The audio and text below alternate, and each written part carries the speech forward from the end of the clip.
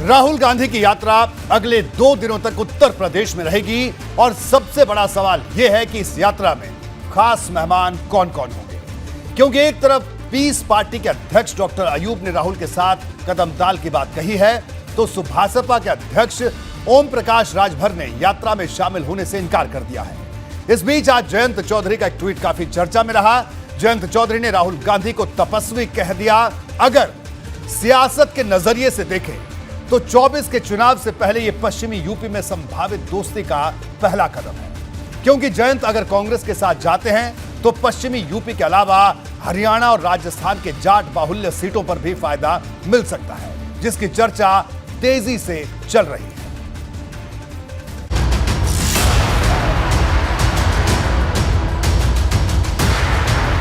कन्याकुमारी से कश्मीर के लिए निकली राहुल गांधी की भारत जोड़ो यात्रा जैसे ही उत्तर प्रदेश की सीमा में दाखिल हुई, कांग्रेस के विपक्षी एकता के सपने को जयंत चौधरी ने पंख लगा दिए।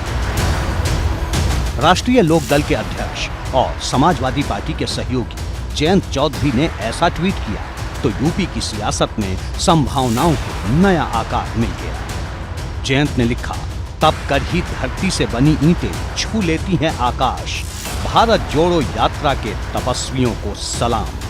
देश के संस्कार के साथ जुड़कर उत्तर प्रदेश में भी चल रहा ये अभियान सार्थक हो और एक सूत्र में लोगों को जोड़ते रहे। यानी जयंत ने न सिर्फ इस यात्रा की खुलकर तारीफ की, बल्कि शब्दों के जरिए राहुल गांधी को तपस्वी भी कह दिया। इसके अलावा जयंत ने ये कहने से भी गुरेज नहीं किया कि राहुल का ये अभियान देश के संस्कार के साथ जोड़कर चल रहा है, और सियासत की तरफ इशारा करते हुए उन्होंने जो आखिरी लाइन लिखी वो यूपी में विपक्षी एकता की संभावनाओं को बल देती नजर आती है।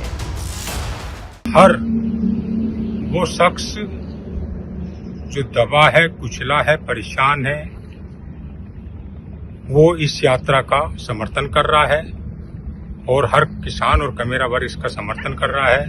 हम भी इसका भरपूर समर्थन कर रहे हैं और हमें उम्मीद है आगामी सत्ता परिवर्तन में ये यात्रा सहायक सिद्ध होगी। दरअसल कांग्रेस की तरफ से अखिलेश और मायावती के अलावा जयंत चौधरी को भी यात्रा में शामिल होने का न्योता भेजा गया था। अब जयंत इस यात्रा में शामिल होंगे या नहीं, ये तो कुछ घंटे के भीतर साफ हो जाएगा। लेकिन जिस तरह से उन्होंने राहुल की यात्रा की तारीफ की है, वो 24 के चुनाव के हिसाब से काफी अहम हो जाता है, और वो भी तब जब रालोद पहले भी कांग्रेस के साथ गठबंधन में रह चुकी है। राहुल गांधी की भारत जोड़ो यात्रा का न्योता मिलने के बावजूद जयंत चौधरी भले ही यात्रा में शामिल ना हुए हों, लेकिन राहुल गांधी को जयंत चौधरी ने तपस्वी बताकर नए सियासी संकेत जरूर दे दिए हैं। कहीं ऐसा तो नहीं कि जयंत चौधरी नए विकल्प की तलाश में हो और ऐसे में राहुल गांधी के बागपत आते ही उन्होंने बड़ा सियासी दांव चल दिया, जिसको लेकर सियासी गलियारों में चर्चाएं बहुत तेज हो गई हैं। सिर्फ जयंत चौधरी ही नहीं, अखिलेश यादव ने भी एक दिन पहले राहुल के न्योते के जवाब में एक चिट्ठी लिखकर दूरियों की धुंध को छांटने का इशारा किया था। अखिलेश ने राहुल को जो चिट्ठी लिखी थी उसमें यात्रा की सफलता की शुभकामनाएं दी थी, साथ ही ये भी आशा जताई थी कि राहुल की ये यात्रा अपने लक्ष्य को हासिल करे। सपा और रालोद के अलावा एक ट्वीट मायावती ने भी किया, जिसमें शब्द भले कम थे लेकिन सियासी दोस्ती की संभावनाएं खुली हुई थी। यानी यूपी में जो विपक्षी नेता हैं, उनके दिल में कांग्रेस को लेकर तमाम चुभने वाले दर्द हों, पर राहुल की भारत जोड़ो यात्रा एक नई उम्मीद को जन्म दे रही है, और ये बात कांग्रेस बखूबी समझ रही है। तभी तो जैसे ही जयंत ने राहुल का दिल खुश करने वाला ट्वीट किया, कांग्रेस के ट्विटर हैंडल से फौरन उसे रीट्वीट कर दिया गया। 24 के चुनाव से पहले दिल सबका धड़क रहा है, और बात जब पश्चिमी यूपी की आती है तो विपक्ष की धड़कन और ज्यादा बढ़ जाती है, फिर चाहे अखिलेश हो, मायावती हो या फिर जयंत चौधरी हो। और इन्हीं नेताओं के सहारे कांग्रेस फिर अपने पुराने दिन में लौटने की कोशिश में है। जाटलैंड के नाम से पहचान रखने वाले पश्चिमी यूपी में कांग्रेस की काफी लंबे समय से राजनीतिक पकड़ मजबूत नहीं रही। गाजियाबाद में 2004 में आखिरी बार कांग्रेस के सांसद सुरेंद्र गोयल बने थे। उसके बाद से यहाँ भाजपा का कब्जा है। 2004 में भी कांग्रेस ने रालोद से गठबंधन के बाद ये सीट जीती थी और 1984 के बाद ये जीत मिली, लेकिन उसे संभाल कर रख नहीं सकी। बागपत लोकसभा सीट पर साल 1996 में आखिरी बार चौधरी अजीत सिंह ने कांग्रेस के टिकट पर चुनाव लड़कर जीत हासिल की थी। उसके बाद वो लगातार रालोद से चुनाव लड़ते रहे। शामली जिले की कैराना लोकसभा सीट पर कांग्रेस से आखिरी बार 1984 में अख्तर हसन सांसद रहे, यानी गाजियाबाद में 14 साल, बागपत में 27 साल, तो कैराना में 39 साल से कांग्रेस को अपनी कोई जमीन नहीं मिल सकी है।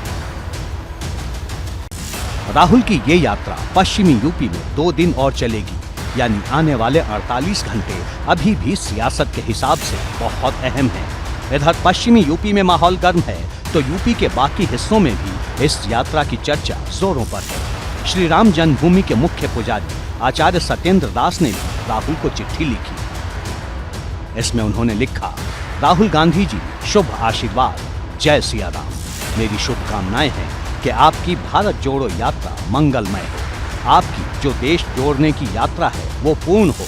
जो लक्ष्य आप लेकर चल रहे हैं उसमें आपको सफलता मिले। आप स्वस्थ रहें, दीर्घायु रहें। देश के हित में जो कार्य कर रहे हैं वो वस्तुतः सर्वजन सुखाय, सर्वजन हिताय है। इसी मंगल कामना के साथ शुभ आशीर्वाद। प्रभु राम लला की कृपा आप पर बनी रहे। यहाँ वीरू तिवारी आए थे, उनके साथ 2 और कांग्रेसी रहे आए। उन्होंने कहा कि आप चलिए, हम वहाँ पर सम्मिलित हो जाए। हम कहा हम वहाँ नहीं जाते, हमारी तबीयत ठीक नहीं है। तो उन्होंने कहा एक शुभकामना दे दी, तो हमने एक शुभकामना दे दिया। यानी धर्म हो या सियासत, कहीं से राहुल पर चुभने वाला वार हो रहा है तो कहीं से प्यार भी बरस रहा है। और प्यार वार के बीच खड़ा है 2024 का लोकसभा चुनाव, जिसे साधने की चुनौती राहुल के सामने आज भी बरकरार है। एबीपी गंगा के लिए ब्यूरो रिपोर्ट।